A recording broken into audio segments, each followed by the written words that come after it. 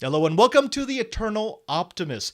It's the podcast for geeks, nerds, dweebs, and just anyone who wants a positive spin on what's happening in the world of science and technology, and maybe a little bit of pop culture. I'm Father Robert Balazer, the digital Jesuit, here to guide you through this multiverse of madness. Copyright. And I'm joined by my co-host, the incomparable star of stage and screen, Mr. David Hewitt. David, thank you very much for joining us. This is fantastic. I've been looking for an excuse for us to have to talk on a regular basis, and this is perfect. So. Right. I mean, look, COVID has brought so much misery into the world. Yeah. And the pandemic has brought so much misery into our lives. At least we can do this. At least these sorts of interactions over Zoom have become commonplace now, so we could turn it into a podcast. Why not? I say, turn it around. Turn that COVID into a smile. We should make some clarification here, because we do not want to do a spin podcast. This is not about ignoring everything that's bad that's happening in the world. It's a type of personality, it's a type of mood, it's a type of way of looking at the world that says no matter where I am, I can find something good. I can find, even in process, in moving towards something good, something that brings me advancement and makes the world a better place. At least that's my spin. That's how I see it. I want to be able to tell people what's happening. I want to be able to be honest. I want to be able to tell them what I like, what I don't like. But at the same time, I don't want to follow this trend that we've talked about over these conversations. This sort of nihilist approach to news. Everything is terrible and everything sucks. And all of that content seems to be so popular across social media these days. We wanted to do it differently. There was this great thing that I heard the other day, and I don't know who it was who said it, but it really struck me. It was so obvious, but it struck me, was that it's so easy to say stupid things, or to react, or fake, create fake news. You could literally do it by the second, every second of every minute of every day. But to do something good, to do something that's actually of value, that has some kind of research or legitimacy to it, it takes time. So you're always going to get this sense on the internet that the world is just full of stupid people who don't know what they're doing, when the reality is it's just so much easier to put that stuff out than it is to actually put something that's been researched or read, or that it's had some sort of like actual background to it to legitimize it. So I know that. I've always known that in the back of my head, but to have someone actually say it was very refreshing. When I suddenly went, oh, maybe we're not completely screwed. Maybe it's just a matter of, people are easy to anger or quick to respond without actually working stuff out. So we have a thing called the Jesuit Rec Room, and it's where we gather before meals or after Mass. And I got to say, there's a lot of complaining that happens. It's kind of how we decompress. It's cathartic to complain about the things that you don't like, or that you wish were going better. But after the complaining, after the catharsis, there has to be something constructive. You have to say, okay, now how do we fix it? And I think most of the internet, and most definitely all of social media, is stuck in the first part. Complain, because it's fun. It's entertaining. We love dunking on people, but then they leave the whole constructive part out. That's what we want to bring back with Eternal Optimist. I had at my wedding, one of my best friends got up to make a speech, and he started by saying, that my friend David is the best complainer I've ever known.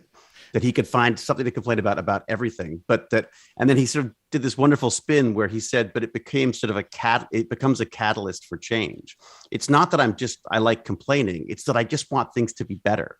And I feel like that's sort of what we're doing here, is focusing on, there may be problems, but then the fun part is not wallowing in the problem. The fun part is like, how do you solve these things, or what are potential ways of approaching these things? And I think that's just, I was so taken with that speech, because I know that I'm a complaint. I know, my God, I can go about stuff. But again, it really is in a quest to try to make things better. So, including myself. Some people may not know this about you, but you're a maker. You love to create and design things. You build things with your hands and your imagination. And I think that's kind of the credo. What happens in inspiration, in the process of inspiration, is you find something that you don't like. You find something that you wish that was better, or you find something that doesn't exist yet. And then you start thinking of all the ways that you could meet that need, that you could create that solution. So yeah, I guess to be a maker is to be an optimist. You can't be cynical if you're a maker. Otherwise, you would just say, yeah, it's broken and I don't care. You throw up your hands and that's it. I mean, that's one of the things with Tech Bandits was I felt that there was this sort of black box mentality about stuff. That's like, oh, the Xbox is either working or it's in the garbage. There's nothing in between. There's no desire to figure out what was wrong with it. And then once you crack open that stuff and start looking at it, you see the kids just come alive. They're like, chances are once they've cracked it open, they'll never get it working again. But that's not the point. They've now, what's that? What does this do? I mean, I think that's part of the fun about, about looking into problems as opposed to just going like, well, someone else can handle that, or it's beyond my, it's out of my pay grade or whatever it is. So I broke a lot of stuff as a kid trying to figure out. Oh my God, that's all I did. Yeah. Let's see. Pianos, TVs, radios, an air conditioner once. I broke a car. I got it working again, but I definitely broke it. I took out a Mini. Really? With all the best intentions, I had this really old Mini that we managed to somehow get into the driveway. And then once I got in there, I was like, well, look at this. The engine's attached by, oh dear. And then the engine was on the driveway floor. And yeah, it was and then video games as well. I used to save up and buy these little handheld devices and then pull them all apart within like a week. But again, I think at the time I felt of it as failure. And as I've got older, I realized that everything I've learned about electronics and computers and all that kind of stuff is just from making mistakes with them. Oh, absolutely. And I am amazingly good at making mistakes, it turns out. Well, and it also, I think it's something that's formative for our generation, our generation of makers, that we started by breaking everything. I mean, I had an advantage because I lived in the Silicon Valley, so I could dumpster dive for stuff that was already broken. But it's great for that. Oh, yeah. It's wonderful because I mean, you can find 3 or 4 different devices that are the same, and then by comparing what's working in each one, you could sort of figure out how it worked. That built my process of logic. I mean, that's how I have my passion for technology today. It's because I saw broken stuff. We should do like a geek trash section to this. Oh my gosh, yes. Or like what you could do, like someone sends us like a picture of something and we could talk about what you could do with it. Like for example, like we do this thing called geek. I do geek trash runs with my. I do geek trash by myself, and my family is thoroughly embarrassed by it. I was thought it'd be really funny to have someone like looking out the window and going like, I think Rodney McKay's in my garbage.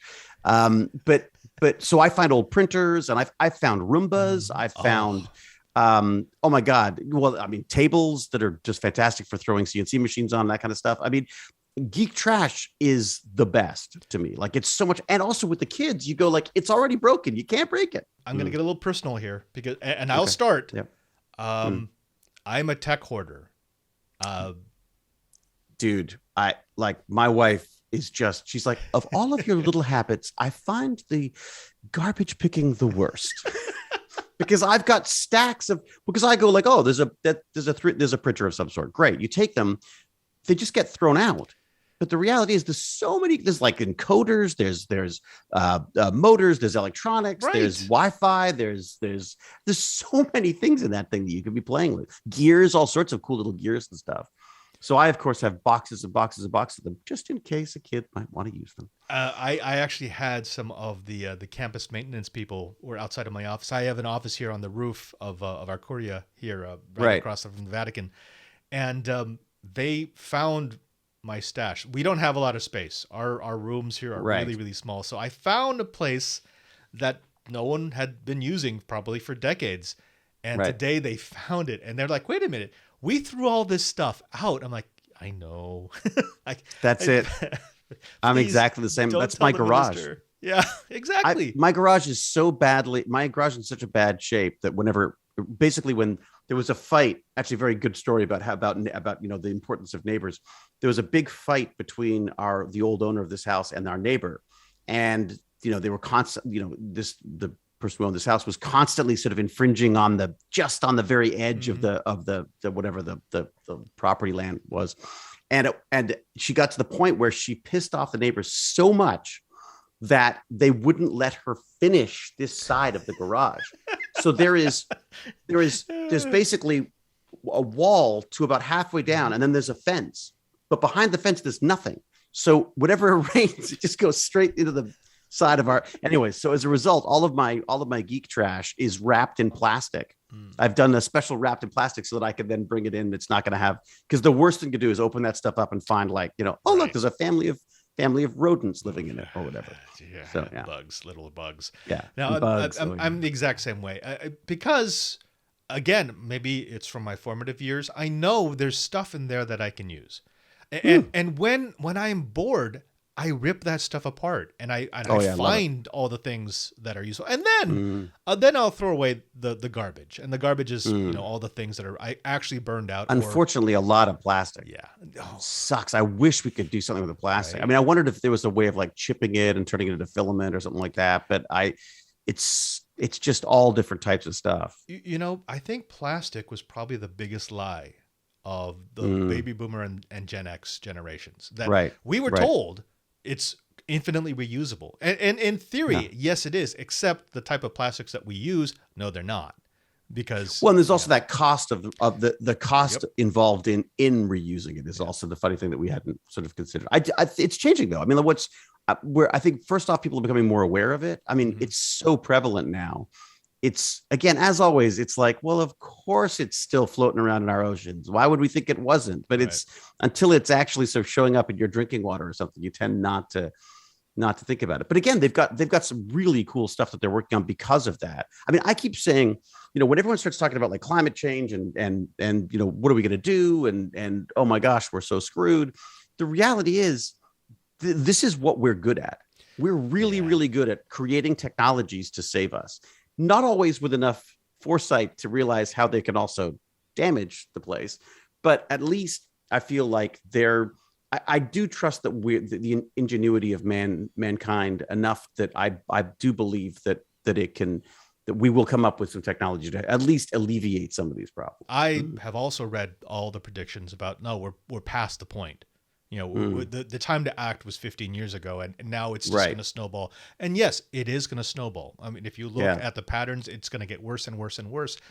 They're saying 60 years of completely bizarre weather is guaranteed, even if we shut everything down now. Yeah. And actually, a little bit of an aside, the analogy that I always use, because we're now approaching winter, which means that inevitably at some point... Winter is coming.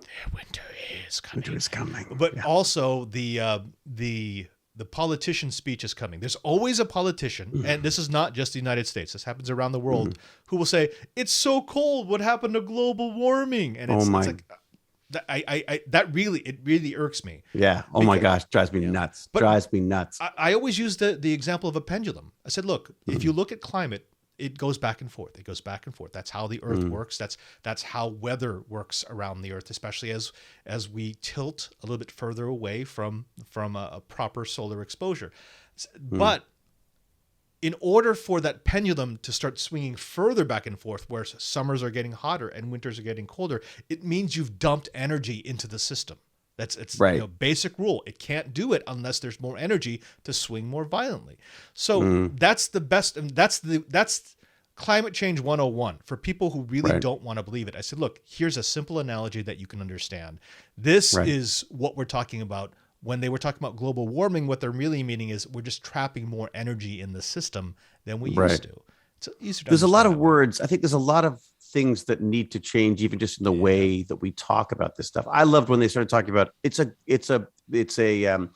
environmental emergency as opposed to just global change or global emergency or whatever. I mean, the idea is that words make a big difference on this stuff. If you talk about global warming, it sounds kind of passive. It sounds kind of, I could use with a nice sunny day. I mean, there's something about that really belittles the fact that it's, you're boiling alive. I just picture these lobsters like going like, oh, this is lovely. You know what I mean? I think the worst thing that we did is we started calling it global warming, because that set up this expectation of what it means. And it's absolutely not what it actually means. Well, I think the other problem that we have is that we think of things in terms of our own timeline, right? I mean, we were constantly looking at things from last winter. I was like, that's 365 days ago. Like that is like that's how we're short-sighted, because we have very small existence. I'm sure there are ants out there that have, the same thing where they're like, oh my gosh, look, this is crazy times. It's always been like this. Wow. Yeah, exactly. I feel like that's we're always going to have a hard time with that. It's like the 4-year political cycle. If you've only got 4 years to make a change, knowing that you then got to go and get elected again, it's you understand the reason for a shorter cycle, but at the same time, that means you're constantly worrying about the next election. In the same way, I feel like we're just worried about our own little time on this planet. So, I don't know how we would change that, honestly. Maybe we live longer. Ooh, that'd be good. Yeah. Well, but I mean, I think that's actually a pretty good segue, because here we are talking about the complaining leading to action. The complaining leading to problem solving, the complaining leading to inspiration that moves us forward. And I want to do that. Do you mind talking about some news? Let's do it. Please. That was a beautiful segue, because you know us. Next thing you know, 2 hours have gone by and we're still talking about something we haven't, that's not on the list. Folks, we've done this more than once. I think the first conversation we ever had, we were supposed to talk about the 3D printed ZPM. Oh my gosh, that's right. We don't think we ever got to it, did we? We didn't. Did I tell you about that though? Yeah. Oh yeah. There was a place that professionally made them, but honestly, in our direct messages back and forth, it was, let's do it. We can knock this out in 10 minutes. Let's just talk about some logistics. Yeah. We talked for 2 hours, and at the very end, when you needed to get out because you had to do something with your son, you're like, we never talked about the ZPM. I'm terrible about staying on topic. So well done. Well segued. And I've already thrown you off by segueing the segue. You know what? If you didn't, I would throw myself off. This is how I enjoy myself. It's news time. Let's talk a little bit about that greening of the world. Now, Hewitt, there's this thing, the sun. You might have heard of it. Yep. It's a big glowy thing. It's up in the sky. It is 4.5 billion years old, and our sun has been fusing 4 hydrogen atoms into a helium atom for trillions of trillions of trillions of trillions upon trillions to the power of trillions of times to create this perfect balance of outward explosive pressure and inward pulling gravity. It's a wonder. Extraordinary, isn't it? Yeah, it really is. It is our ZPM. Our first ideas when we were thinking about renewable energy is taking that solar energy. Yeah. And yet, when we talk about renewable energy, when we talk about renewable energy sources, when we talk about becoming green, solar is one of these things that's always maybe, because, it's nighttime, or sometimes we can't get the power to where we need it to be, or sometimes we can't store the power in a way that's usable for society. Let's look at some of the best places where you can put solar. The desert is ideal because you need a lot of space. You need an area that can collect those sun's rays and either use photovoltaics to turn it into electricity, or something like what they have outside of Las Vegas, huge solar thermal plants that focus the sun's light onto a central point, and they store hot molten sodium, so that they can run what are essentially steam power plants. I love that they're basically using a magnifying glass to burn sodium. Like that's, instead of ants, they've just focused it on sodium. I love that. I drive past 2 of those plants every time I go to my parents' home in Las Vegas, and I've always wanted to stop and just look at that. It looks magnificent. It is actually quite cool. Sure. It is. It's absolutely brilliant. I'm amazed that we got to fossil fuels. I mean, I'm amazed we didn't just go with the sun and stick with the sun. Yeah. It would have been nice if we had. But the problem is, and you know this, because you need so much land, because it's normally in places like deserts, it means it's far away from where it actually has to be used, where the power needs to be delivered. That's a problem, because if you put something out in the middle of the desert, you're far away from infrastructure. If you're far away from infrastructure, it means there's no easy way for you to push the power to a city. Even if there is one nearby, because you don't have that infrastructure, it means you're losing a lot in the transfer. Right. Ideally, you'd want to generate the power where it's being used, where you would lose the least amount of it to transmission. Now, you could also say use farmland. Farmland is in areas that always has a lot of sun. That's why it's farmland. And farmland typically is reasonably close to infrastructure, because if you've already built out infrastructure for farms and to transport that food, it means transporting energy is not that much more difficult. But Hewitt, do you see a problem with using farmland for solar panels? You've got a lot of land, you've got electrical requirements, but nobody wants to put up a solar panel because they're big, they're ugly. And you need the sun for your crops. And you need the sun, right? Which it's exactly. How do you grow? How do you use it? It basically monopolized the property. If you've got solar panels on there, basically that was it, and everything was dead around it, basically. Right. And I mean that makes sense. I mean, if we're thinking about it, both crops and both solar panels are thirsty for that sexy fusion that we call solar energy. Except maybe not. You see, there's this guy in Colorado, Brian Kimmick. Yeah, he is the owner of Jack's Solar Garden in Boulder, Colorado. Now, he has a 24-acre farm, and he has dedicated 4 acres of those 24 to solar panels. Now, those solar panels are providing all the power he needs for the farm, plus he gets access to sell it back. But that's not the story. You see, the story is he has figured a way to combine his solar panels with his farm. In other words, he's not turning those 4 acres of solar panel into dead farmland. He has figured out how to farm alongside the solar panels. It's so smart. It's so smart, because why has no one thought of this before? Right? It seems like something we would have tried. What he has done is he has spaced apart the solar panels just enough so that he's allowing in a little bit of sun between them. Now, I know there's going to be some people out there, because our audience tends to be kind of smart, who's saying, wait a minute, you can't do that. Well, actually, you can. You see, it's all about the spacing and the type of crops that you grow. We did Grow How back in my Twit days on the show called Know How, where we were showing people how to grow plants, and there are a lot of plants. In fact, most plants that we would be using in farming don't want sun all day. They can't process. They don't need that much energy. And in fact, giving them too much sun actually stresses the plants. And by stressing the plants, what's going to happen is they overheat. They're going to have to use up more water so they can cool themselves as they release water vapor through their little stoma. So you actually have a lot of plants on a farm, things like carrots and radishes and tomatoes, kale, berries, beets, squash. These types of crops will do better in partial shading. And so that's what he's doing. He's using the solar panels as sort of a way to shade those crops. As the light's angle moves throughout the day, it allows them to get enough sun so that they get their days full, but then they're not overheating.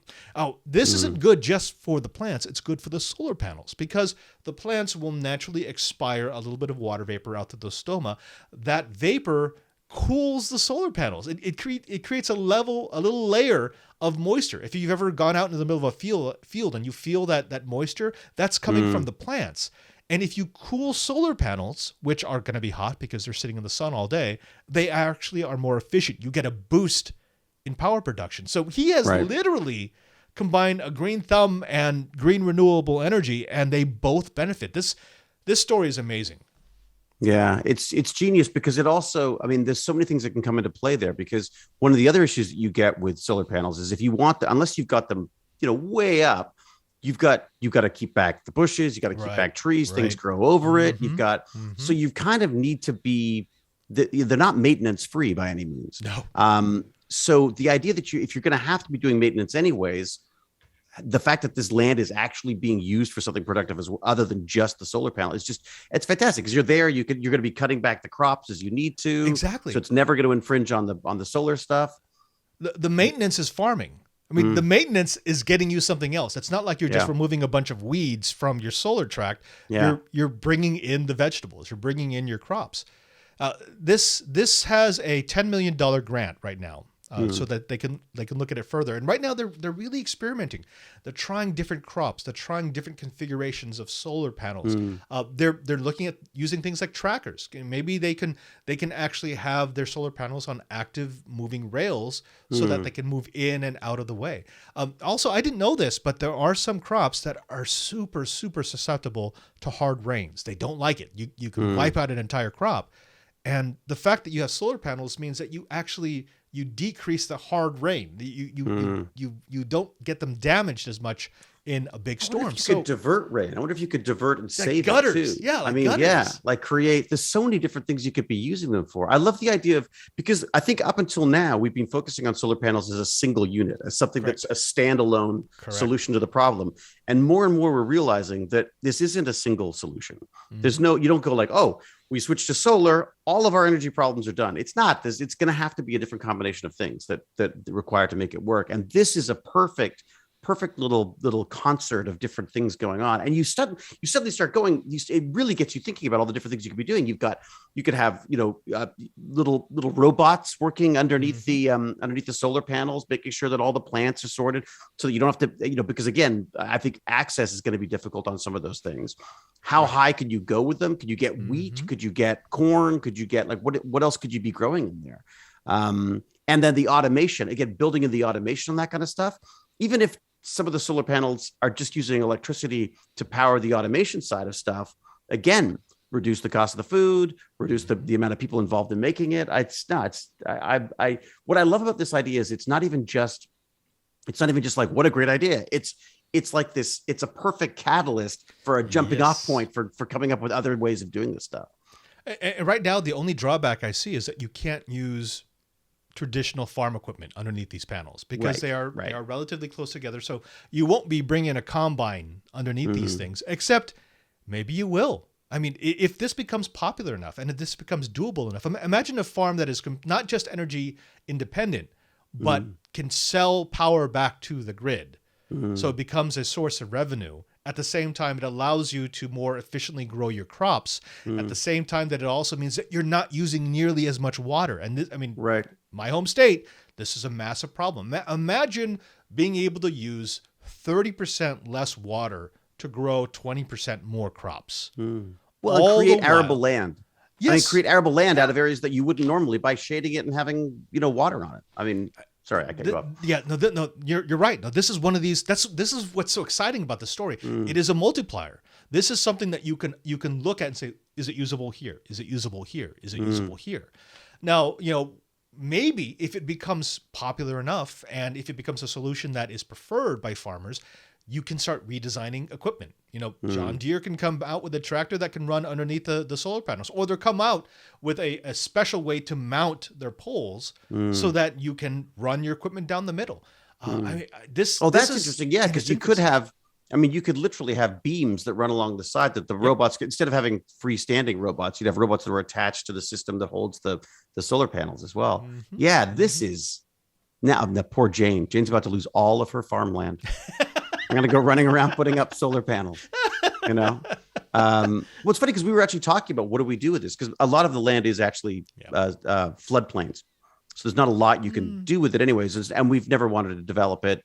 Her father never wanted it developed. Right. And why would you want to, frankly? But the idea that you could have a solar farm and a farm, like they've discussed solar panels and using some of the fields as solar panels in this little town. And of course, there's a huge backlash to that. People are like, we don't what about nature? What about all this kind of another thing? What about livestock? Could you have chickens under there? Could you have pigs? Could you have, are there other things that could be happening under those solar panels that could work?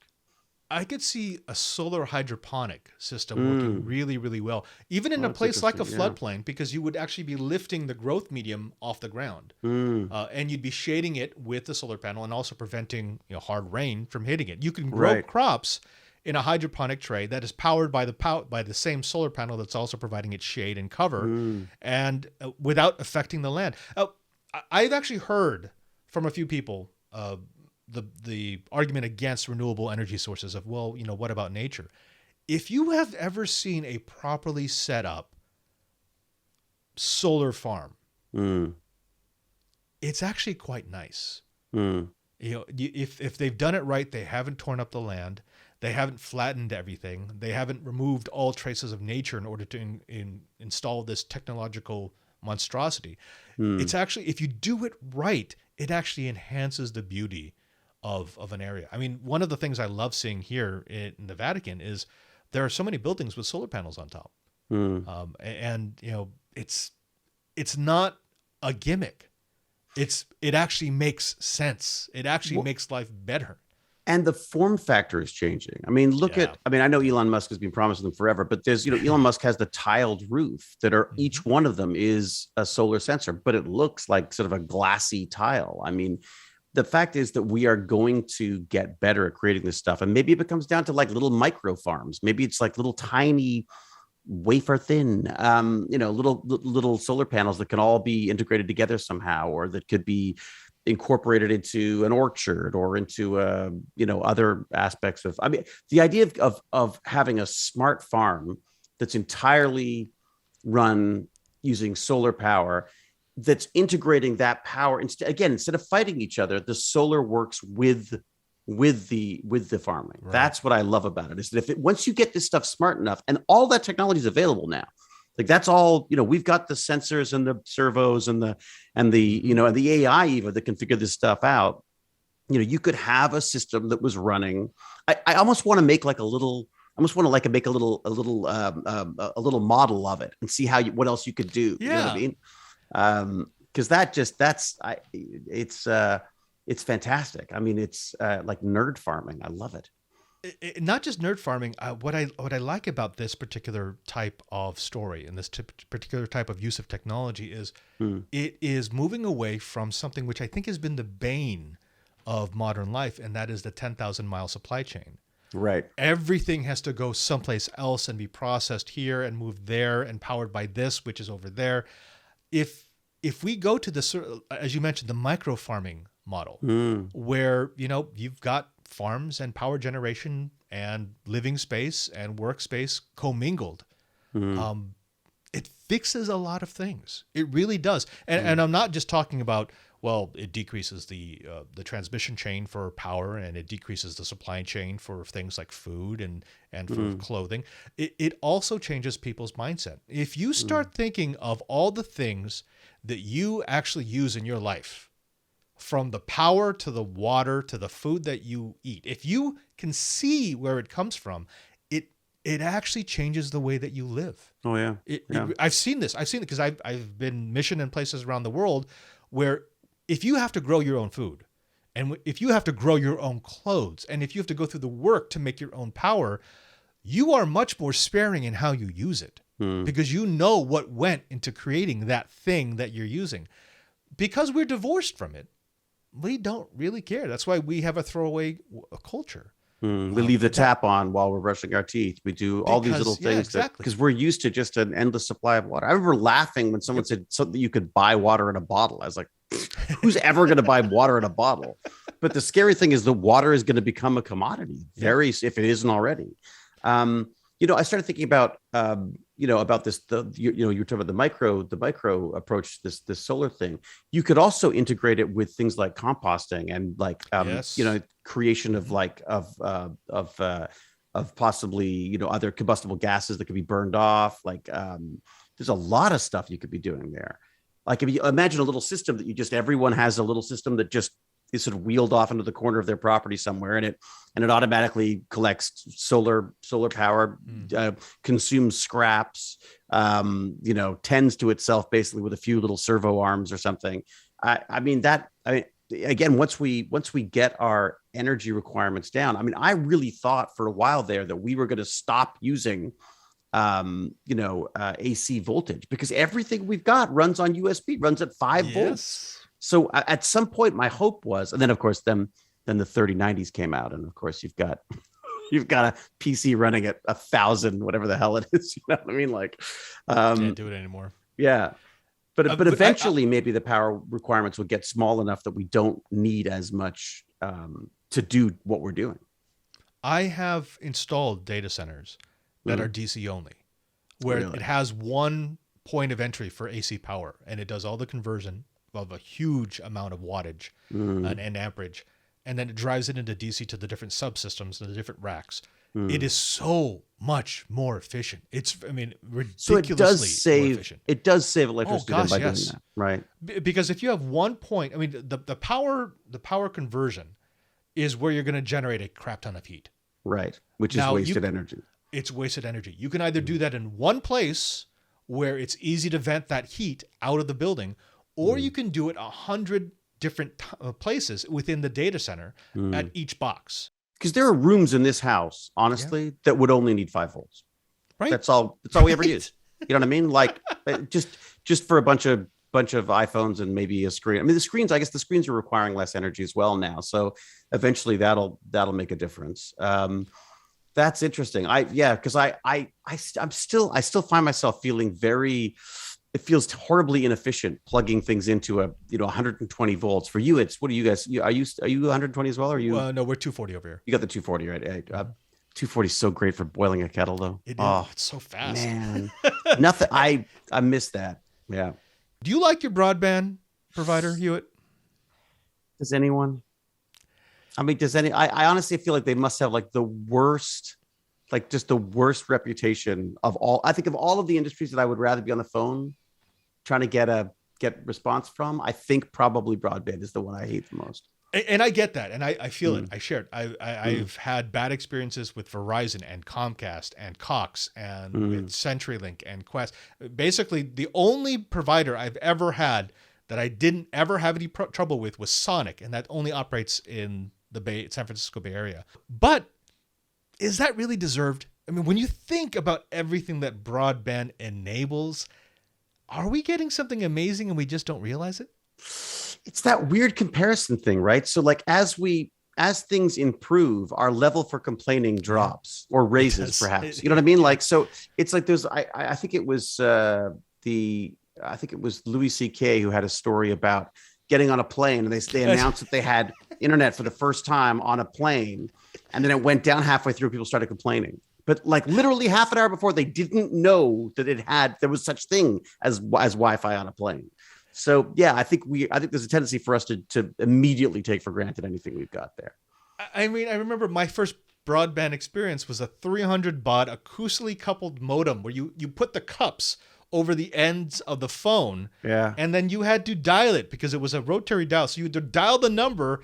And then when you heard the tones, you had to tell the computer, try to handshake with that. And you'd have to do it 4 or 5 times before you could make the proper connection. 300 baud. I remember I didn't have the coupler. I actually had there was a jack. You could plug the jack into it. But I remember that 300 baud was just insane.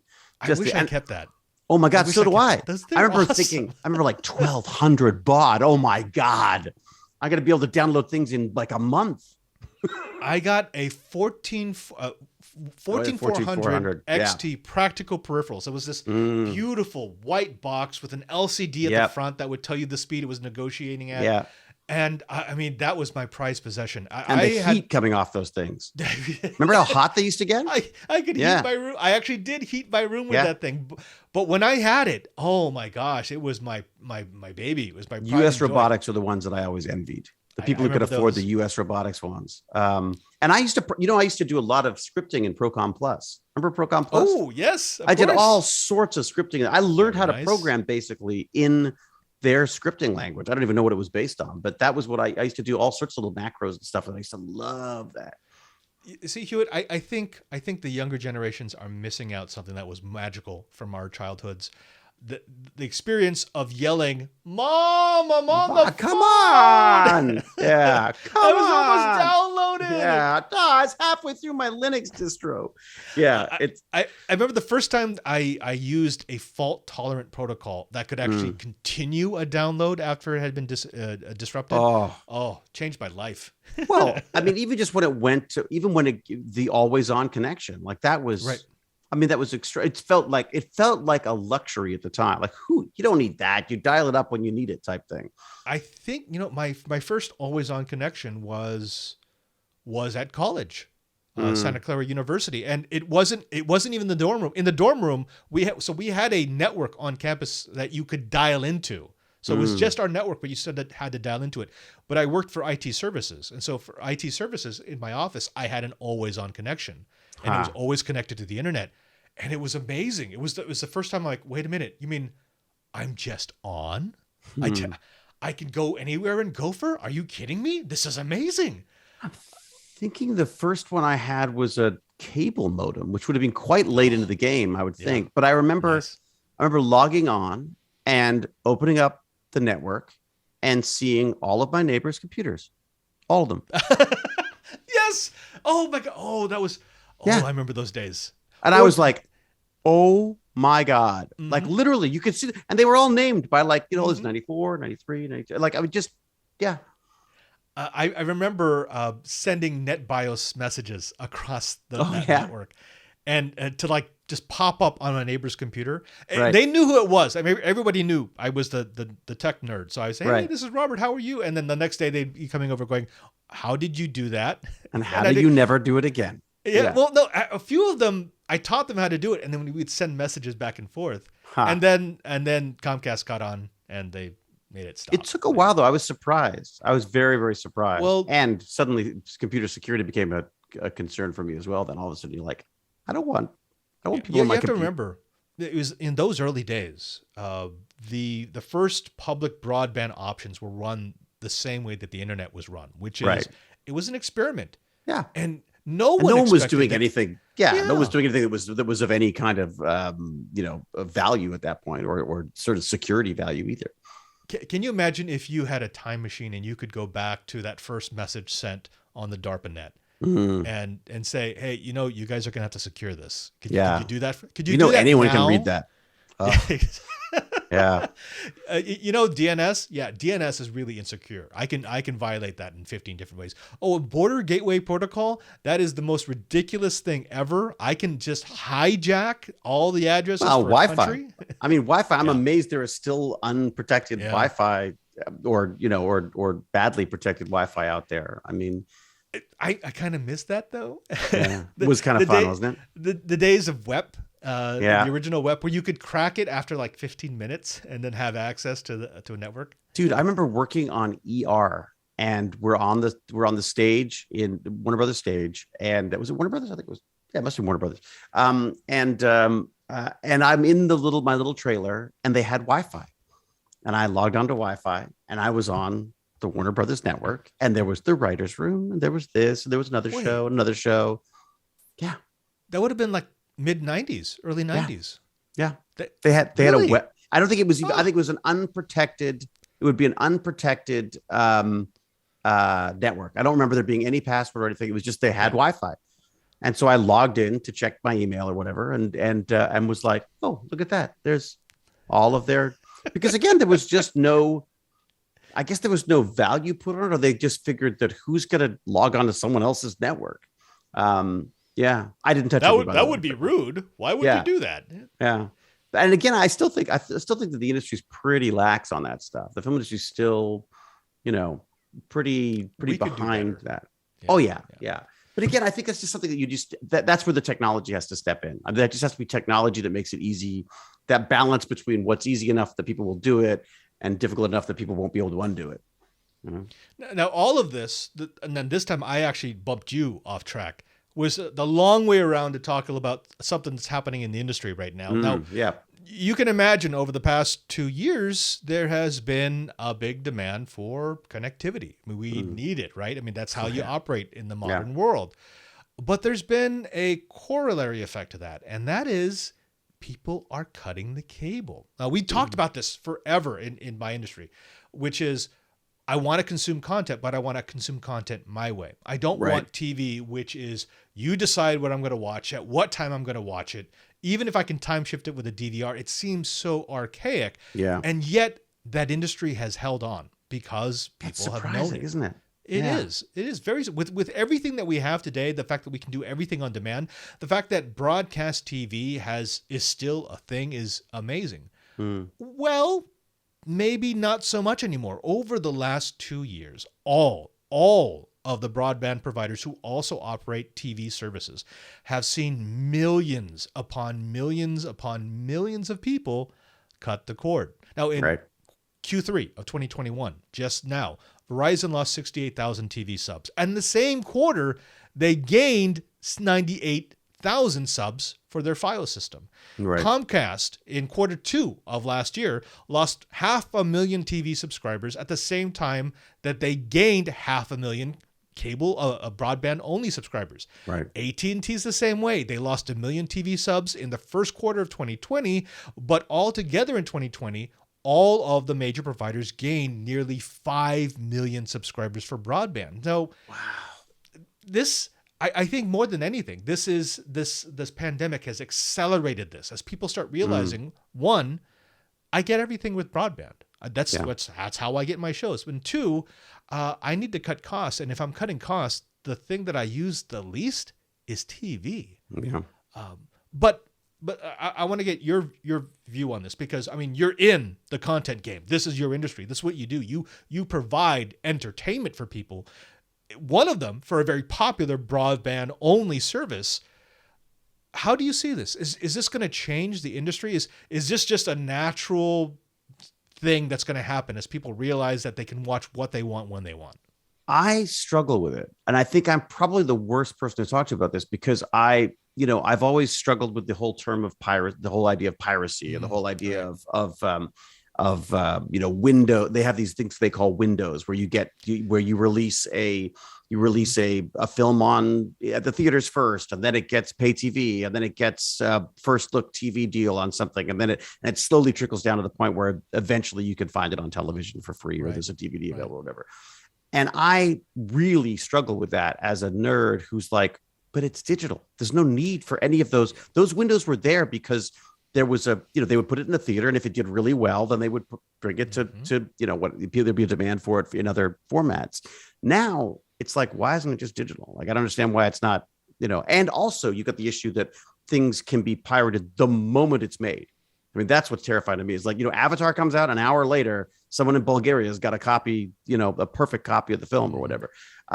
So there's it's one of those things that I always felt like the internet was gonna open things up for everybody.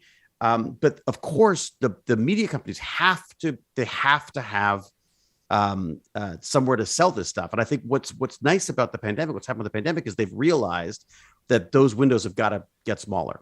Yeah. I'll give you a weekend maybe where you're going to open it. If you want to go see the movie you want to go see James Bond in a big screen somewhere, then great. You'll pay the extra money for that. But that next week, I want to be able to see that on video. I want to be able to see that at home. So, but I also think that because all of these new companies, all these new streaming, not so new anymore, but the streaming companies are out there, they're still in this kind of startup mode where they're spending a lot more money than most of the traditional companies can spend on their products.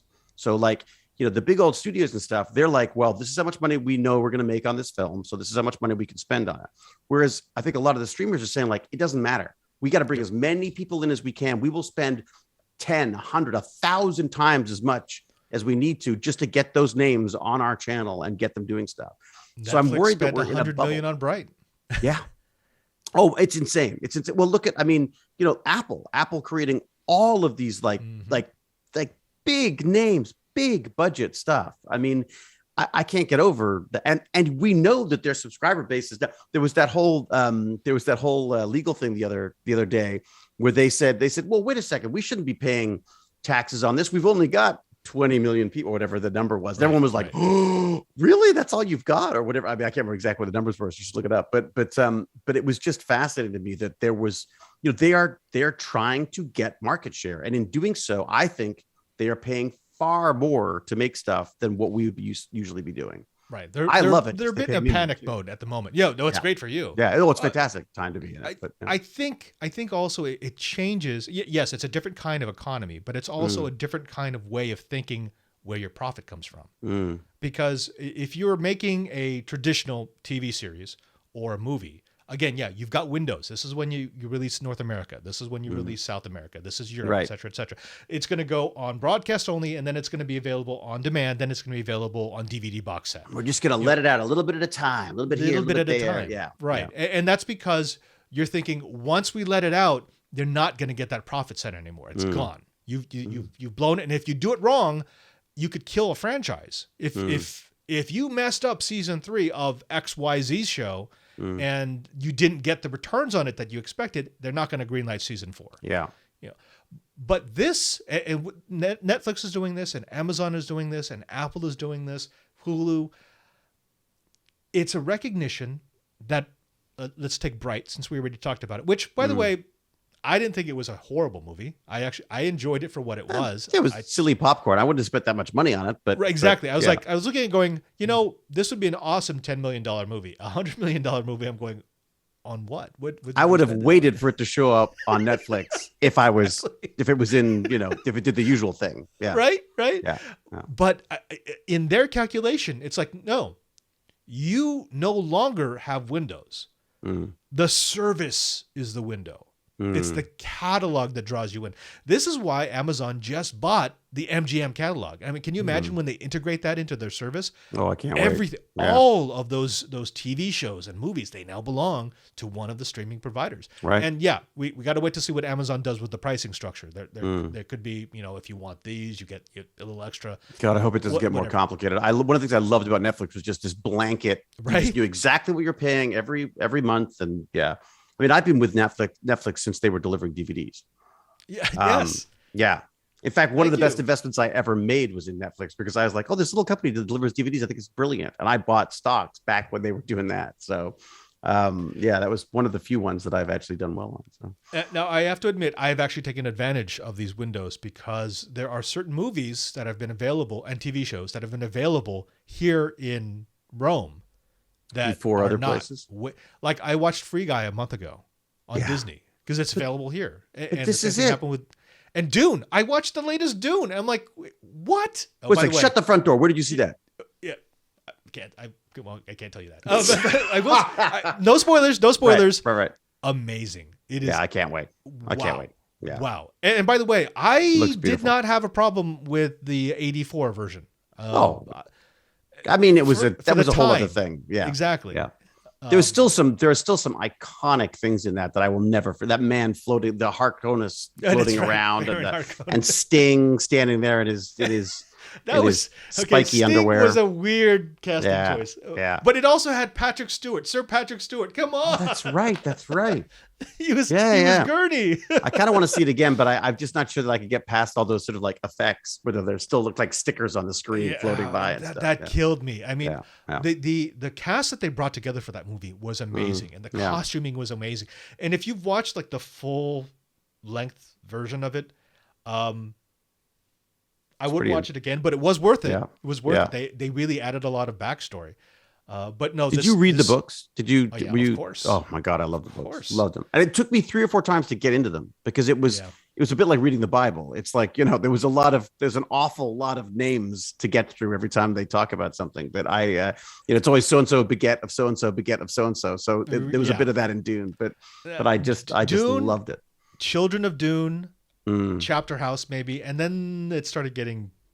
I didn't do the ones that his son wrote. Yeah, don't. I just didn't feel like, And I don't say that negatively. It's not that he's a bad writer. He's not his father.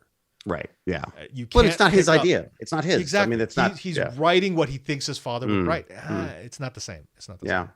Yeah. But I do think that Dune is another great example as well of something that, it's getting a theatrical release. But we're going to start seeing it. We're going to see it on HBO, I think, soon. Isn't that the plan? The HBO Max thing. Sure. But here's something else that's happening that's kind of interesting. So I'm working with Jonathan Tropper right now, who does Warrior, which was on HBO. Right. Okay, so it was an HBO series, really cool, kind of sort of almost like a comic booky kind of version of Asian immigrants coming into San Francisco back at I don't know exactly the actual time era, but they're like stories from Bruce Lee, like Bruce Lee's family. Oh, okay. Their introduction to America, basically. So really fun, dealing with all sorts of racism and colonialism and then infighting between the gangs. Really cool stuff, and it's just like an action show.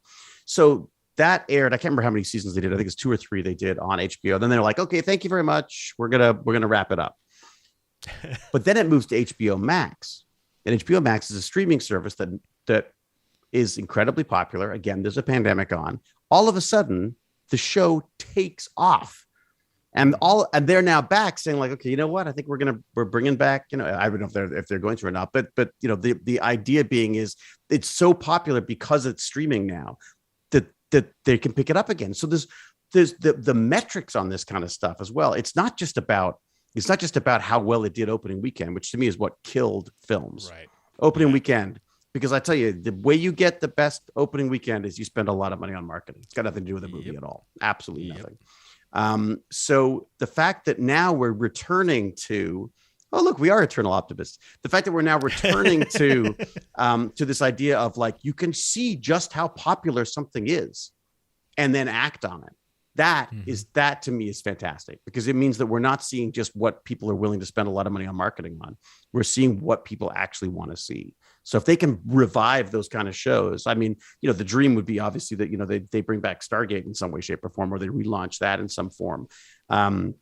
Because you could do like, look what Disney's done with Star Wars. I mean, that used to be like a movie every 7 years or something, and now it's just it's almost too much. But at the same time, I think it's just opened up all sorts of different worlds for that. Just on that point, and I know I'm probably going to get some hate for this, but the best Star Wars movies are the 2 seasons of The Mandalorian. I haven't gone back to see them for a while, the older films. And for a while there, okay, sorry. I am not counting the original trilogy. Leave that out of this. Right. That's sacrosanct. Right. But of everything that's been made after the first 3 movies, The Mandalorian is probably the most Star Wars that I've enjoyed. I agree. I absolutely, that rekindled a love of, well, you know what it was? It's not even that it rekindled it. It's that for me, it felt like the original Star Wars movies. It had the same kind of Western feel. It was a simplicity to it. It was and yet there was a lot going on. Is that just fan service? I don't know. That's interesting. I worry when things become too much of an IP, as they say. You know what I mean? I mean, like we watched the those amazing animation things that they did for Star Wars, but the reality is, the only one that I really liked was the first one. That was the only, and which was that fantastic sort of anime style thing. It was amazing. It was a Western, and also it wasn't. It's not science fiction. It's science fantasy. It's you know what I mean. And there's a big difference between that. And when they start trying to explain this stuff, when you can't go from a sci-fi fantasy to a true science fiction show. Right. You can go the other way. Let's define that, because I get this all the time. Some people call it hard sci-fi and soft sci-fi, but no, science fiction and science fiction, sci-fi fantasy. So sci-fi fantasy is Star Wars. Yeah. Science fiction would be something like Star Trek 2001 and Star Trek. Right. It's more rules based. There's a little bit less magic. Or actually, The Expanse. The Expanse is science fiction. It's grounded in actual physics. The Martian. Another good example. The Martian. That is a great example. In fact, I would say that's the closest to pure original science fiction that I can think of right now. Yeah. Because originally science fiction was truly, as a genre, when it first showed up, it was science, but more of a sort of a where could we go with the science that we're experimenting with here? Like the fiction part was almost just an acceptable part of them experimenting with what science. It's the first stage of engineering. It was dreaming. Whereas I think it's now, it's sort of pulped up a bit, and there's science fiction is seen as a bit more, I do like when there's bridging. Stargate, as a series, was famous for bridging. It's like, it's true.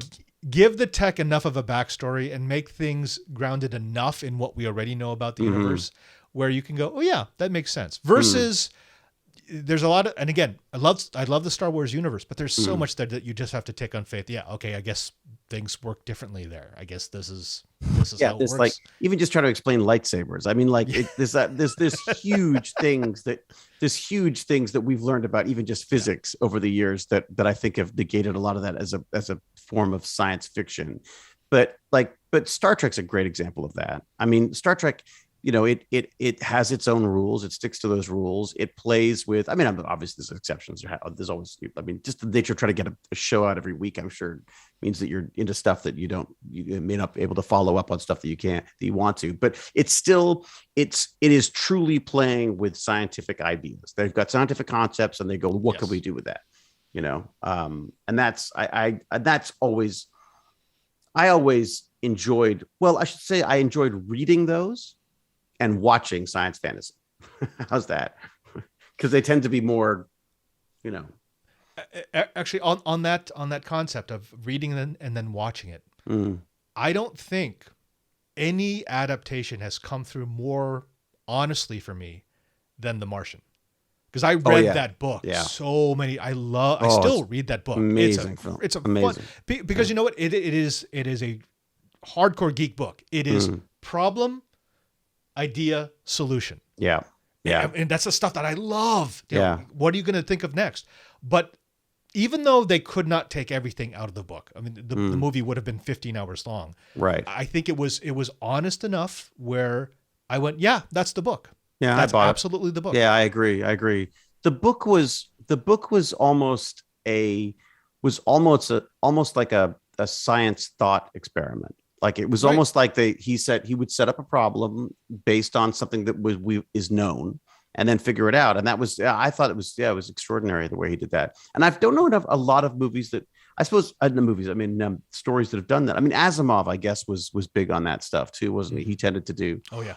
And I haven't done Foundation yet, but I'm looking at that. You're closer than you think you might be, because I interviewed Andy Weir before the movie, when the book had just first come out, and he was making the transition into full-time author. And the way that he actually did it was he was posting chapters on the internet and in these message boards.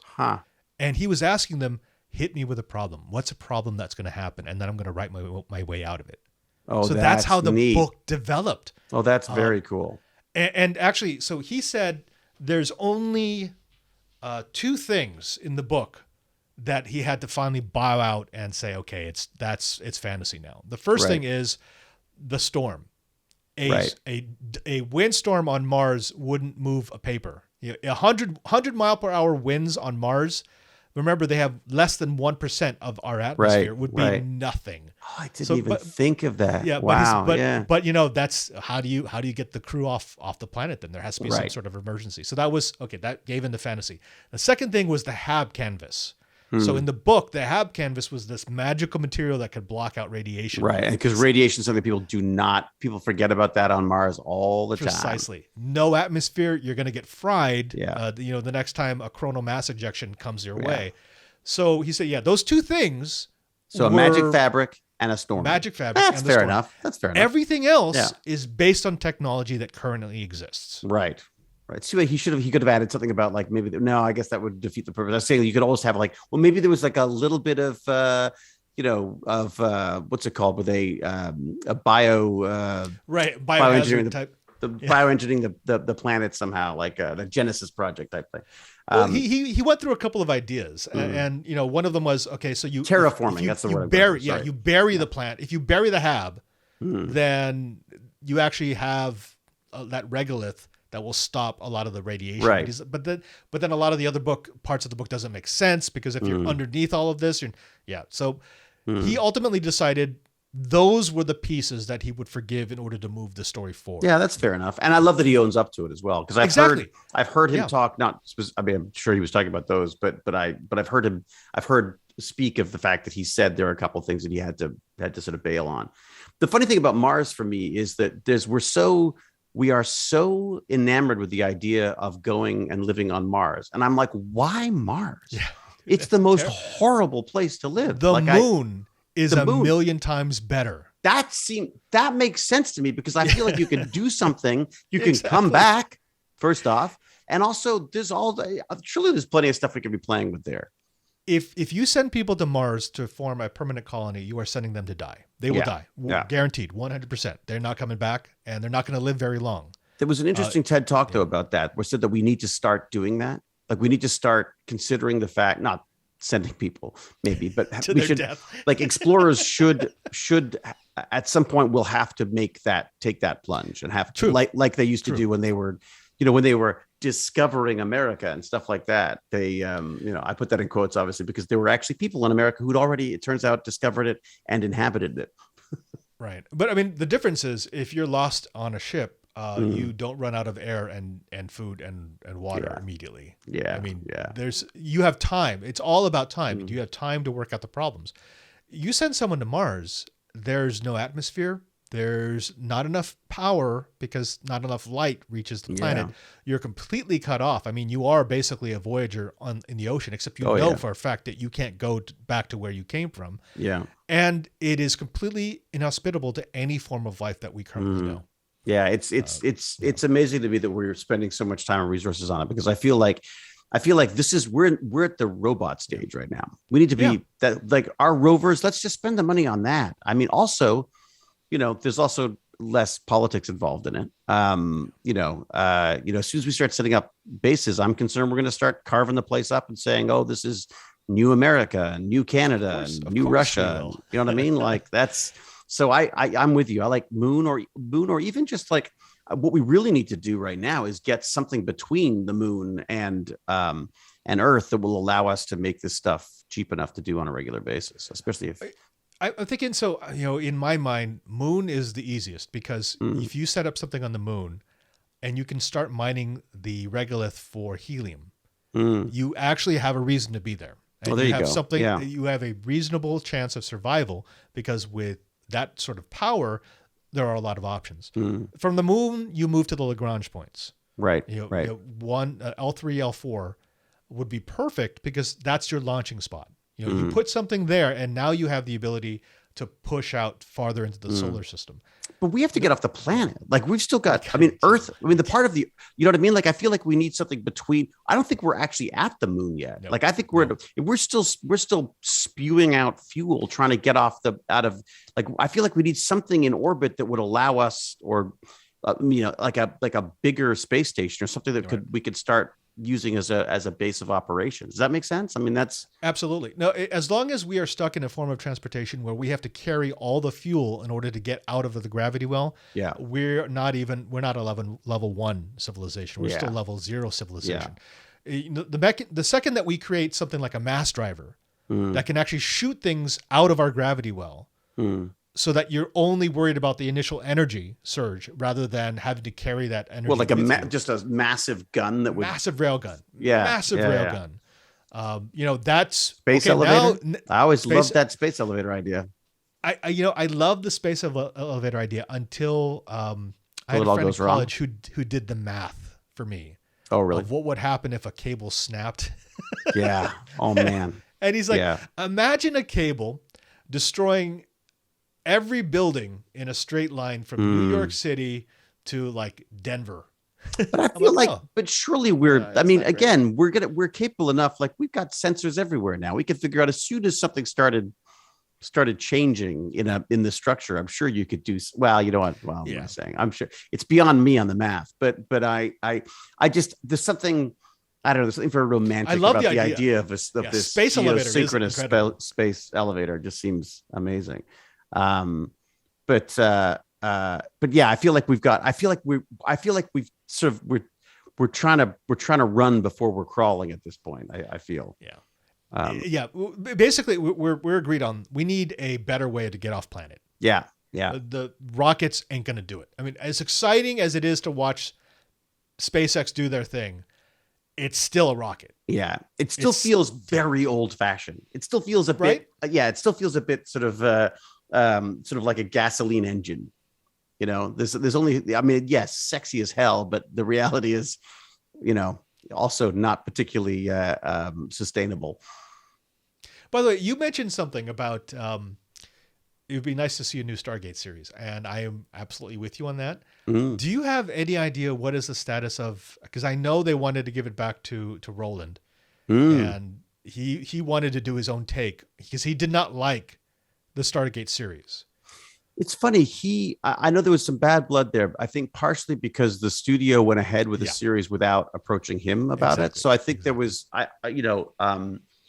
because I worked with him and I met him at an audition and said, look, no matter how this goes, thanks for the house. And he's like, what?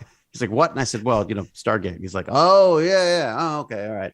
And thankfully I did get the part. So I didn't ruin it with that, but I, he seemed, he's a funny one too, because I've only sort of seen him I'd never really sort of seen him in action. I'd only seen the things he'd made and, enjoyed them as the giant spectacle popcorn fueled things that they are.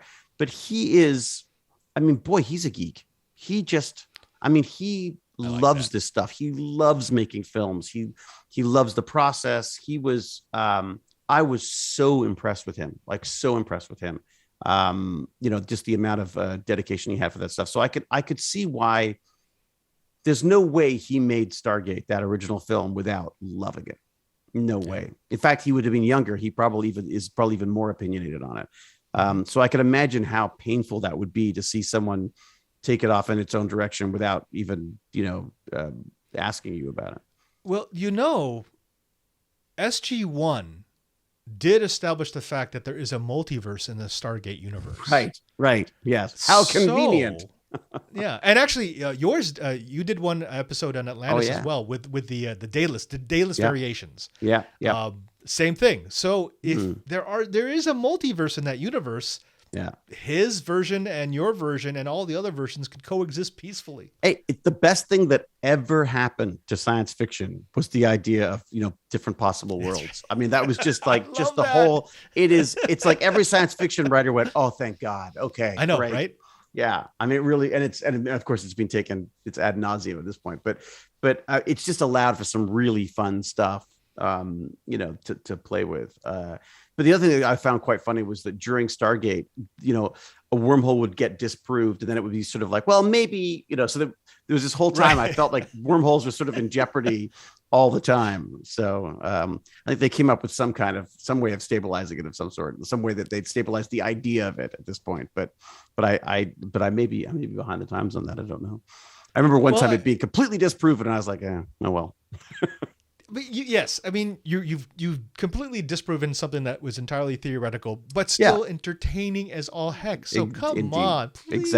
Exactly. That's it. And look, unless you have the handbook of engineering from the ancients, you can't disprove the wormholes on Stargate. Yeah, it's very hard to disprove things. It's true. Very, very hard. Yeah. Well, and again, I think that's there are so many things that there's always that element, like we were just talking about with the Martian. At some point, you got to make that jump. At some point, you got to go, okay, you know what? I don't know the math, but let's just go to here. Right. And I think that's also part of the fun as well. I mean, in the same way that going back to our solar panels thing for a second, in the way that the idea of farming and solar panels meeting together is a wonderful launch point for that kind of stuff. I think that's the beauty of science fiction is you give yourself a little launch point, a little different perspective on stuff, and you all of a sudden it just opens up all these amazing new ideas. I think science fiction is probably the perfect encapsulation of everything that the eternal optimist wants to be. Yeah. It's like, yes, look, story is great. Problem solving is great. But at the end, give me some progress. Give me a narrative. Give me something that's going to inspire me. Yeah. I think that's what we want to do. One of the guys who runs a company called OpenBCI, which is a brain computer interface company, I was talking to him about some of his technology in relation to assistive tech. And I made some little joke about all of our science fiction is probably a little question. Our science is a little questionable on Stargate. Right. He said, no, I'll tell you what. He said, the thing about science fiction is it's the first stage of engineering. It's the dreaming phase. And that is the most, and nothing happens without it. And I all of a sudden I was like, damn right, I'm important. But isn't that I just thought that's just such a wonderful way of putting it. Like that, it's the dreaming phase. And without that, you don't have any of these things happen. Look how much stuff's being influenced by Star Trek over the years, that kind of stuff. Engineering, which I love, gives us solutions to the problems that we have. Yeah. Science fiction asks me to find solutions for problems I don't know I have. That's the process of dreaming. Yeah. Yes, we could lose science fiction forever and be perfectly happy doing what we're doing right now. But at some point, someone's going to say, "What if?" And what if is the core of science fiction. Yeah. Oh yeah. Absolutely. I don't think there's any. I don't think there's any way to lose it. I think the funny thing is that it's something I noticed in North America. Science fiction is always rather much maligned genre because it's seen as crazy science fiction. It's always seen as that sort of bad 70s rubbery lizard people and stuff. But the reality is, it's amazing how often it comes around again, where people just suddenly go, "Wait a second, the best thing on television is this," or whatever. Recognize. yeah. It makes a huge difference. I can't believe how many people are still sleeping on a show like The Expanse. They go, oh, it's just science fiction. I'm like, no, it's actually really well written. It's well produced. There's something for every. If you like drama, there's drama in there. I've got to get back into it. I feel bad. I've only watched the first season. That's all I've done. Well, and I know why. Because you should have played a pivotal character in that series. It's funny. I enjoyed it so much. I've got to say that I didn't. There are certain shows where I go like, where you're like, oh, I could have done that. What about that part? My son's joke is always like, if some guy comes in and goes, sir, the captain's been struck by, a laser beam. My son will, and then leave and you never see him again. My son will say like, there's your part, Dad. But it's I was so taken with both the Thomas, is it Thomas Jane, the actor? Yes.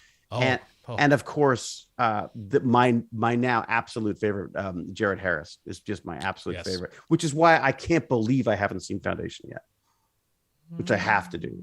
You have to. I'm always a little nervous about the fact that I've just got so much to watch, like crazy amounts of stuff to see.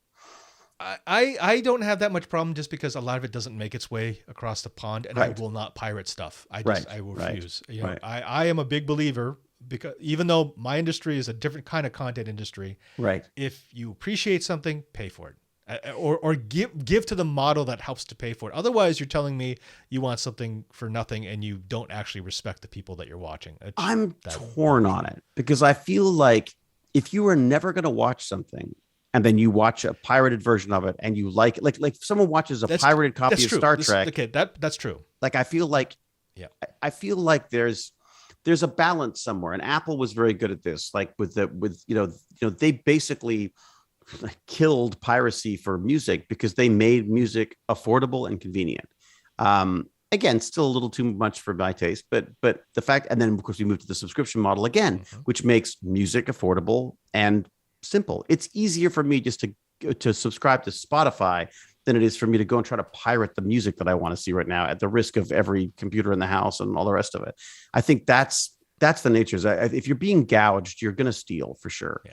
No, I'm with you on that, but I'm talking about like if you're a fan and you're into a series, don't steal it. I mean, absolutely. Discovery, yes, do that.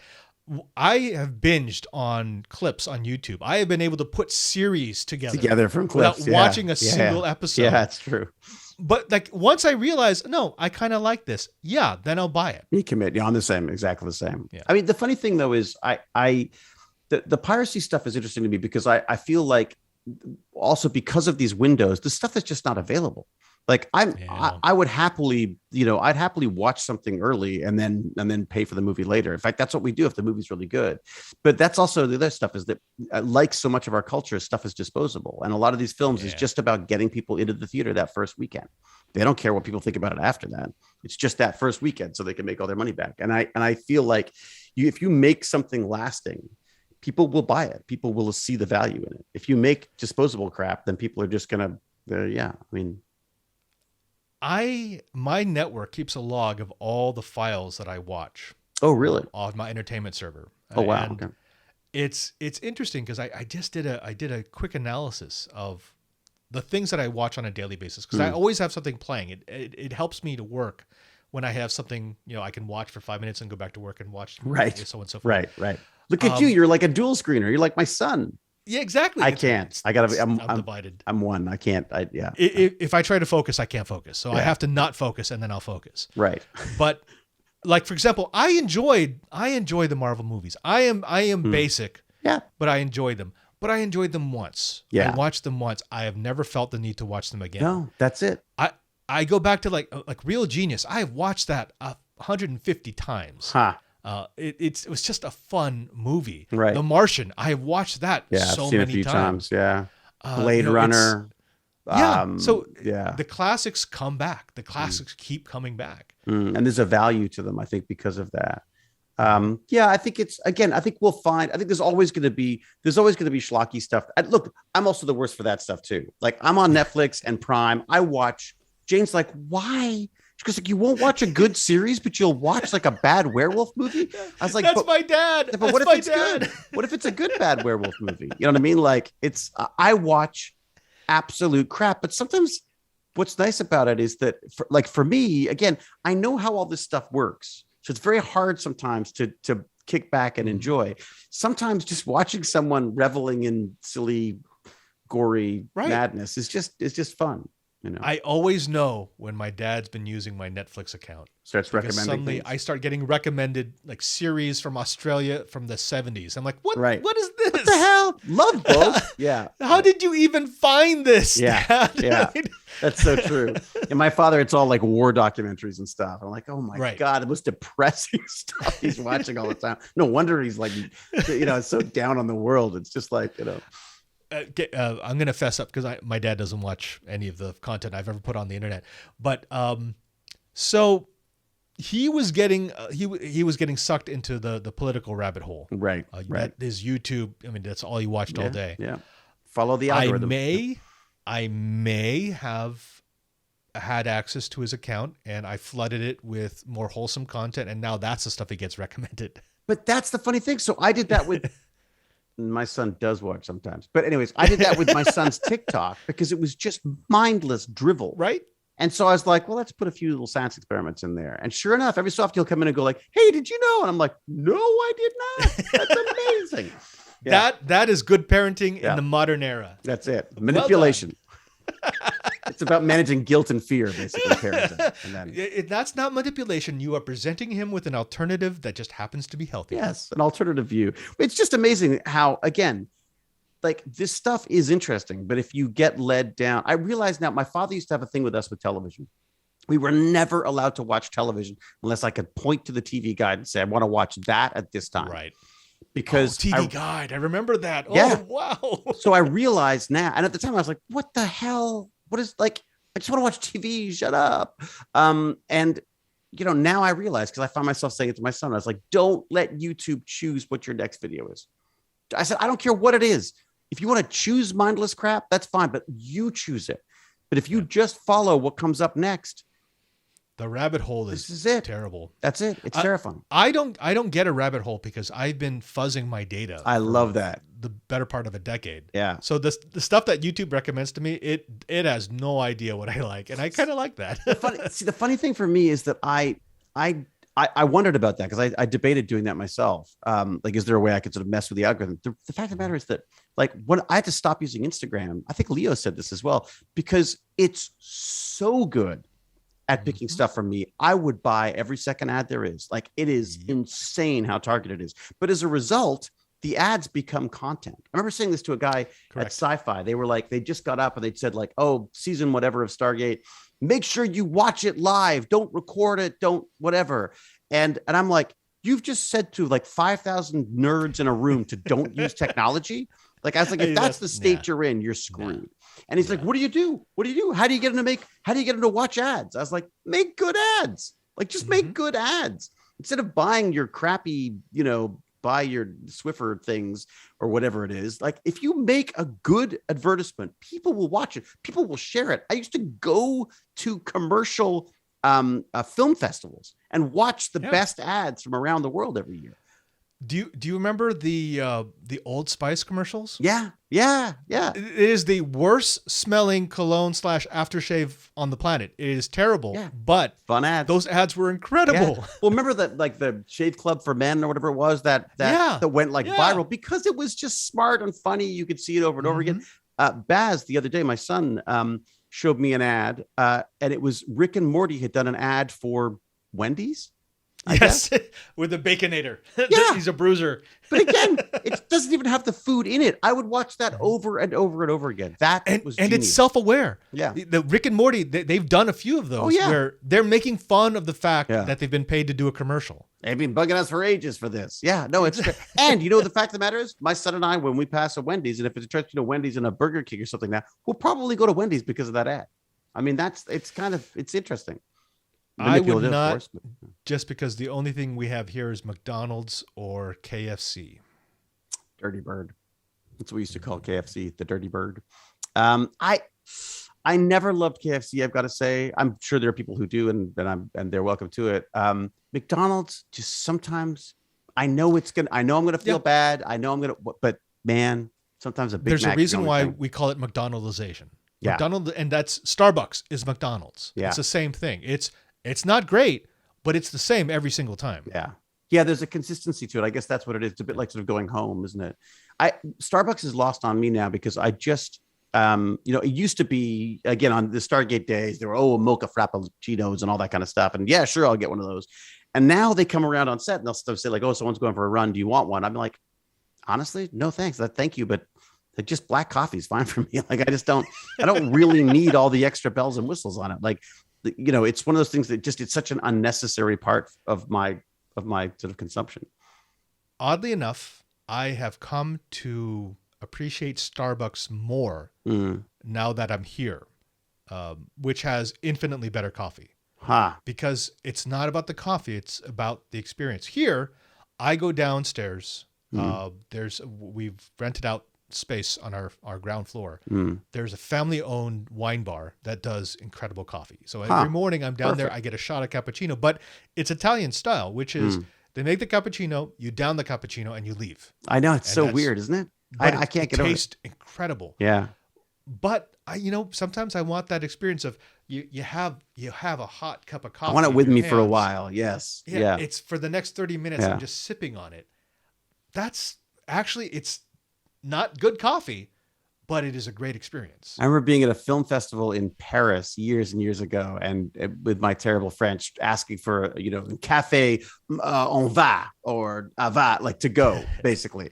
And they're like, no, and they would not let us take this coffee to go. Yeah, because the whole point was to sit down, have a baguette, have a this. And we're in a run. We gotta go, and it's like no. Like they would refuse to give you a coffee because that's not how you enjoy a coffee. You don't do it while you're running around. You have to sit and enjoy it by this end. I do love the fact that the people in the bar, so Paula is the owner, and I know all the baristas and stuff. I don't order anymore. I come in, I walk up to the bar, and they just know exactly what I want. Yeah. Oh, that's great. It's wonderful. But isn't it? But sometimes don't you want the anonymity as well? Like sometimes I don't want to say hi and have all that kind of stuff. I guess you kind of have to, don't you? Because you will never have it here. Yeah. I have been in a restaurant that I have never been in before, and they know I'm a priest. It's there's a look. Well, you do have Jesuits on your shirt. That might be might be the giveaway. I don't normally wear. It's the weirdest thing. I got it. But yeah, it's and part of it is because you could do that. You could always guess someone's a priest, and you'll be right about 70% of the time. I was gonna say you are. Yeah, it's true. You're in the Vatican. You're in the Vatican. That's true. Yeah, it's a good point. It's pretty high concentration, high density here. We said we start this pilot episode at a 30-minute type thing. We've now gone for 90 minutes. Oh my God, we're awful. Yeah, it's almost 5. Let's do a really cool wrap up. We did it again. Yeah. I feel bad for you because you're the one who's got to edit this thing. Oh no, that's fine. I enjoy doing that. But okay, so here's the thing. Right. I want to do this with you. Yes, likewise. I think I have had so much fun. And look, we had a few notes, but most of this has just been spontaneous conversation. Yeah. And I think we've got something here. I think this idea of looking at news stories, looking at tech stories about science, we could even get into popular culture. I kind of want to stay away from politics just because that never ends well. But I think if we try to keep it positive, not trying to polish something that's horrible, but really opening our minds to what we can do, both with the great and with the not so great. I'm thinking maybe that's something that's missing from the podcast world. It's the dreaming phase. We're doing the dreaming phase. Like I think that's it. I mean, I love that. I think that's absolutely it. As you say, I don't think it's about. I think it's about forcing positivity on anybody. I think it's just about this is the geek way. The geek, when you see a problem, you want to fix it. You don't want to ignore it. You don't want to throw up your hands and go like, well, that's the way the world is. That's just not how we work. Yeah. We want to change. You want to fix things. And I think that's where this comes in, I think, for me. Also, as I say, frankly, it's just a great excuse to talk on a regular basis. Exactly. Yeah. I really don't need a reason for that. Exactly. We were doing this before we were recording it. So yeah. But we do need a reason for it, because the problem is, unless we've got something like this, it's very easy for, oh, well, I can't today. I got to do. So I'm going to try. Although, as I say that, next Wednesday I work, but and then I'm going to be really depressed after. So we should do it after, because it's my last day of filming on C on Wednesday. So I'm going to until next Thursday, I am in the mountains. Oh, really? What are you doing in the mountains? Yeah. We are doing a retreat. Oh, like a real retreat. An actual retreat. So, but then I'll be back. But what do you do in a retreat? Do you? I picture caves and actually there are caves there. Yeah. No, but for me, it takes 3-day retreats are hard because it normally takes me at least a day or a day and a half to actually get into a retreat. Right. When I am on a retreat, I am truly, honestly disconnected. Not just disconnected from technology and communications, but like I'm not thinking about what I have to do at work. I'm not thinking about what comes next. It's all about just be quiet. Huh. So you don't speak. There's no. Is it like imposed silence, or it can be silent? We're going to have a director. So a director gives points. He gives reflections, but you can use them or not use them. The whole idea behind a retreat, people think, oh, it's like faith navel gazing. No, not really. A retreat is about being quiet enough to listen. And it's amazing what happens when you listen. It's funny because it's one of the things I've noticed recently is because I got these earpods, or your iPods, or what do they call them, the little headphones, and I love them. I like They're iPods. Fantastic. Love them. Just love them. But the problem I've discovered is I almost never walk the dog without something going on in my head. And so every so often I have to turn it off and go, okay, you know what? I just got to think for a bit. So I think that is important, especially now, because there is a lot of noise. And it's hard to know what's the good noise and what's the bad noise and what's the important stuff and what's not. Here's an example I used once.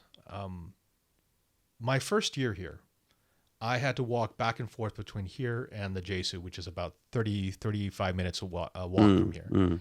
And I was always in a hurry, and I always had my earbuds in, and I would go across the river Tiber, just kind of hauling so I could get there, get my thing done, and go back. A year after I got here, I decided I was going to take it leisurely, and I actually stopped at that bridge, and I just sort of rested on the railing, and I looked out, and I realized I had been walking over this amazing tableau for a year. Yeah. All the stories that are along the bank, all the different people that were, it was one of these things where I just needed to finally give myself permission to not be driven by a single goal.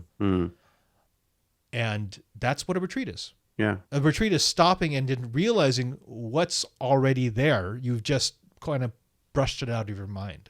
So.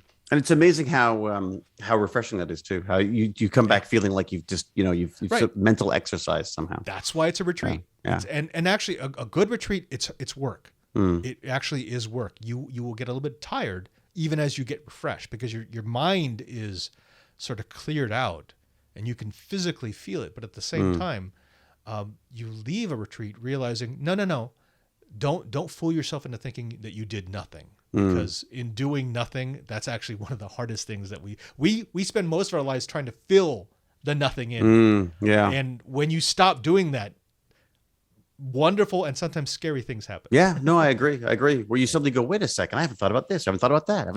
I mean, it's sometimes it works for you, sometimes it works against you, I find. But it's that's great. Oh, we'll enjoy that. And John, I look forward to hearing what you come up with from those days away. I'll tag you when I get back.